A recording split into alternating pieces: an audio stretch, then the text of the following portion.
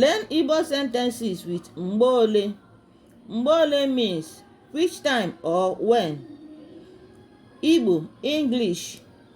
Number one sentence is Ị ga-abịa mgbe ole? Ị ga-abịa mgbe ole?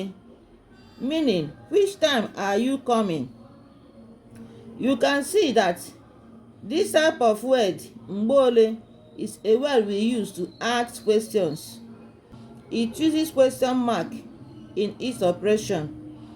Second sentence is Mgbe ole ka ọ bịara? Mgbe ole ka ọ bịara? Meaning, when did she come? Olee mgbe ị ga-eme ya? Olee mgbe ị ga-eme ya? Meaning, when are you going to do it? When are you going to do it? Olee mgbe o mere? Olee mgbe o mere? Meaning, which time does it happen? You can see that we use the same color marker to identify same words both in English and in Igbo. Mgbe Ole means which time. Like and share our videos. Follow us for more.